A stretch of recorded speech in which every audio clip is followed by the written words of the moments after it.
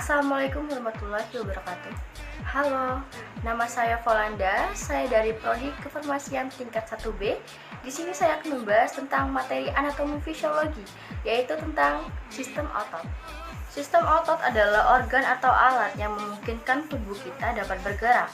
Ada pula karakteristik dalam sistem otot, yaitu berupa kontraksibilitas, yaitu kemampuan untuk memendek.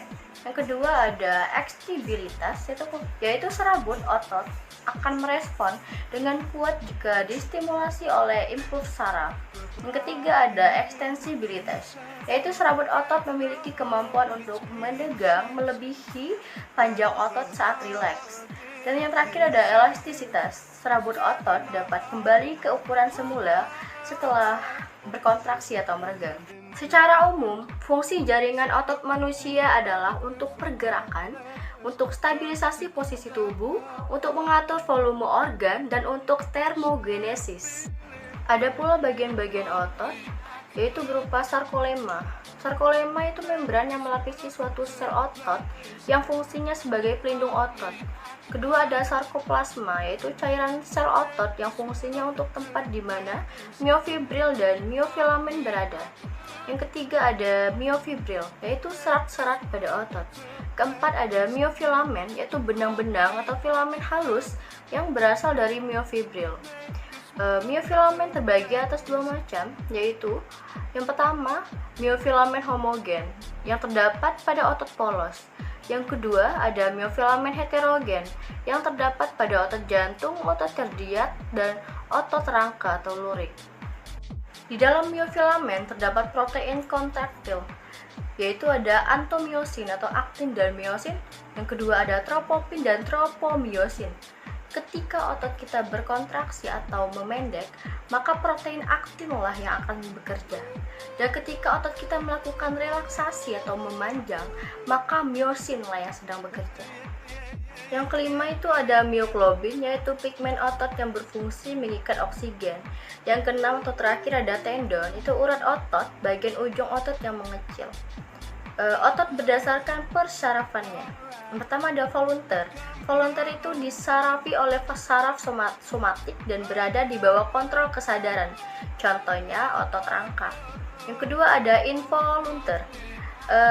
Involunteer itu disarafi oleh sistem saraf otonom dan tidak berada di bawah kontrol kesadaran. Contohnya otot polos dan otot jantung. Jenis-jenis otot terbagi menjadi tiga, yaitu otot polos, otot lurik, dan otot jantung. Otot polos ini didapatkan pada alat-alat dalam sebagai komponen dinding saluran pencernaan, pernafasan, saluran keluar kelenjar, dan juga pembuluh darah. Sel-sel otot polos ini membentuk berkas memanjang. Lembaran otot polos dibagi menjadi dua tipe, yaitu yang pertama tipe otot polos visceral. Sarkolema terdiri atas membran plasma dan satu lapis tipis polisakarida dan fibril kolagen. Pada lapisan luar sarkolema tidak semua bagian terdapat saraf, sehingga rangsangan diteruskan ke otot-otot yang berdekatan mirip gap junction. Yang kedua itu otot polos multi-unit. Pada ujung serabut otot fibril kolagen terdapat serabut tendo yang selanjutnya membentuk tendo otot, kemudian melekat pada tulang. Tiap otot mendapatkan rangsangan dari ujung serabut saraf, impuls, dan kontraksi secara bersamaan.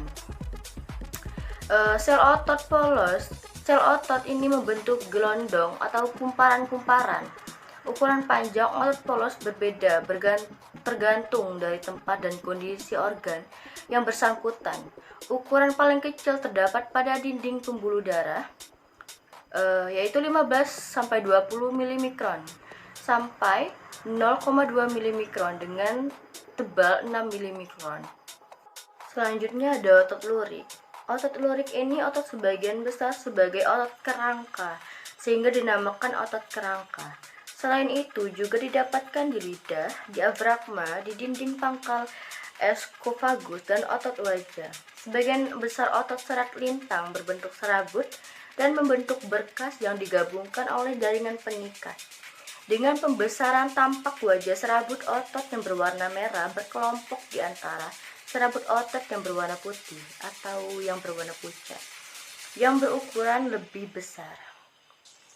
Grutier membedakan 3 jenis serabut otot lurik. Yang pertama yaitu serabut otot merah, lebih banyak mengandung mitokondria, mioglobin, banyak pembuluh darah, memiliki lempeng Z lebih tebal atau ST. Yang kedua itu serabut otot putih. Mitokondrianya lebih sedikit dan lebih kecil daripada serabut merah. Lempeng Z lebih tipis atau FT. Terus yang ketiga itu serabut otot peralihan otot. Ini memiliki sifat di antara serabut otot merah dan serabut otot putih. Bentuk otot serat lintang itu ada bola ketupat, ada segi 4, ada yang seperti bulu ayam, ada pula lingkaran dan juga segitiga. Dan yang terakhir itu ada otot jantung. Otot jantung terdiri atas serabut otot yang bergaris melintang seperti otot kerangka. Namun otot jantung ini merupakan kerangka yang tunggal yang berderet, ujung ketemu ujung, dengan perantara suatu bangunan yang disebut diskus intercularis. Otot jantung ini tidak berbentuk silindris, tapi bercabang sehingga terkesan 3-dimensional inti. Otot jantung tidak terletak di bawah sarkolema, melainkan di tengah sel kontraksi. Otot jantung itu di luar kesadaran kita.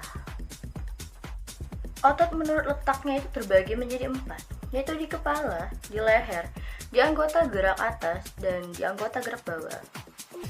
Di kepala itu seperti di bagian pundak kepala, di area mata, di area mulut, bibir, dan pipi, dan di area pengunyah, dan pula di area lidah.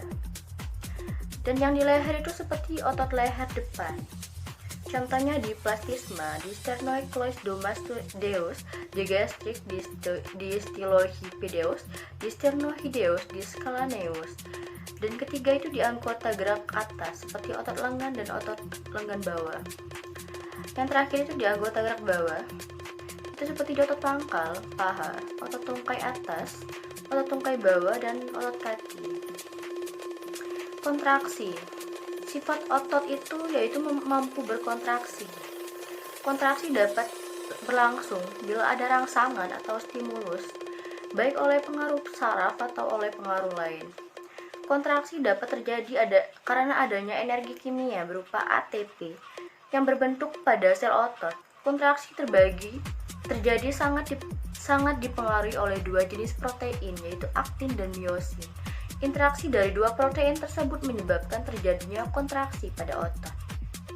Mekanisme umum kontraksi otot yaitu potensi awal berjalan sepanjang saraf motorik sampai ujungnya pada saraf otot.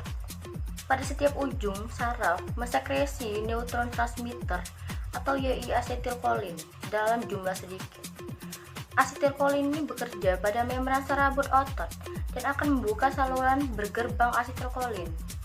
Terbukanya saluran asetilkolin ini memungkinkan ion Na mengalir ke back dalam membran serabut otot pada titik terminal saraf sehingga timbul potensi aksi dalam serabut otot. Potensi aksi berjalan sepanjang membran serabut otot sehingga disebabkan retikulum sarkoplasma melepaskan ion Ka. Ion Ca akan berikatan dengan troponin untuk memulai terjadinya kontraksi. Lalu kepala miosin berikatan dengan active site dan terjadinya power stroke. Setelah kurang dari 1 detik, ion Ca dipompa ke dalam retikulum endoplasma sehingga kontraksi berhenti. Selanjutnya faktor-faktor yang mempengaruhi kontraksi otot, yaitu seperti intensitas stimulus, lemah kuatnya stimulus, besar beban yang diterima otot, panjang serabut pada awal kontraksi, dan panjang serabut pada awal relaksasi. Selanjutnya relaksasi otot. Ion Ca dipompakan ke dalam retikulum sarkoplasma. Lalu miosin ATP AC menjadi tidak aktif. Lalu kepala miosin terlepas dari aktin dan terbentuk kembali kompleks troponin, tropomiosin, dan aktin. Lalu terjadilah relaksasi otot. Berdasarkan cara kerjanya, otot dibedakan menjadi 2 sebagai berikut, yaitu otot sinergis, yaitu otot yang saling mendukung, contohnya otot bisep dan otot lengan bawah atau pronator. Yang terjadi otot pronator quadrus dan otot pronator teres. Ketiga otot ini bersama-sama berkontraksi ke satu arah sehingga lengan bawah dapat digerakkan memutar. Yang kedua itu ada otot antagonis, yaitu otot yang bekerja secara berlawanan. Contohnya extensor meluruskan dan flexor membengkokkan. Misalnya mekanisme kerja otot bicep dan tricep dapat membengkokkan dan meluruskan siku abduktor, menjauhi badan, dan abduktor mendekati badan. Misalnya gerak tangan sejajar bahu dan sikap sempurna. Depressor itu ke bawah dan elevator itu ke atas. Misalnya gerak kepala menunduk dan mengada. Supinator mengada dan pronator menelungkup. Misalnya gerak tangan, gerak telapak tangan. Ini kelainan terjadi pada otot. Yang pertama itu adalah hernia, suatu tonjolan dari alat-alat dalam melalui tempat-tempat lemah pada dinding perut, antara lain canalis inguinalis atau imbrucilius. Yang kedua tuh ada myasthenia gravis, yaitu suatu kelemahan otot skelet terutama di daerah muka disebabkan serangan autoimun terhadap reseptor acetylcholine pada motor end plate sehingga sejumlah reseptor berkurang dan otot menjadi lemah. Yang ketiga ada spasme, itu suatu kontraksi otot mendadak di luar kehendak.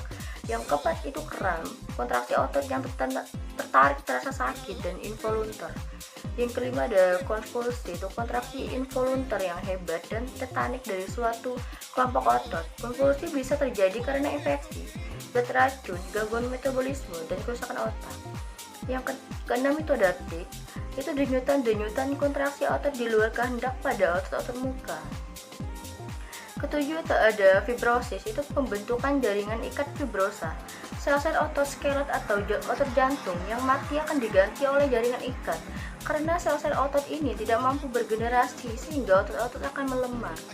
Yang kedelapan ada low back pain, itu sakit di daerah punggung bawah sehingga lumboscral atau daerah iliasa. Yang kesembilan itu ada kaku leher, itu kesalahan gerak yang peradangan otot trapesius leher sehingga leher terasa kaku. Yang ke-10 ada atrofi, itu mengecilnya otot sehingga kehilangan kemampuan berkontraksi. Yang ke-11 ada tetanus, itu kejang otot karena infeksi bakteri Clostridium tetani. Materi terakhir itu tentang kelainan pada sistem otot. Yang pertama ada atrofi otot, yaitu penurunan fungsi otot karena otot mengecil atau karena kehilangan kemampuan berkontraksi, misalnya lumpuh. Selanjutnya ada distorsi otot, yaitu diperkirakan merupakan penyakit genetis dan bersifat kronis pada anak-anak. Selanjutnya hipertrofi otot, yaitu kelainan otot yang menyebabkan otot menjadi lebih besar dan lebih kuat karena sering digunakan, misalnya pada binaragawan. Selanjutnya ada hernia abdominal, yaitu dinding otot abdominal sobek dan menyebabkan usus melorot. Selanjutnya ada kelelahan otot, yaitu karena kontraksi secara terus-menerus menyebabkan kram dan kejang. Lalu ada keseleo, tertariknya tendon di daerah persendian dan jika terlalu keras biasanya menyebabkan putusnya serabut otot. Lalu ada nyeri otot, yaitu aliran darah yang terhambat menyebabkan peredaran darah tidak lancar sehingga otot terasa nyeri. Sekian materi yang dapat saya sampaikan. Saya ucapkan wabillahi taufiq wal hidayah. Wassalamualaikum warahmatullahi wabarakatuh.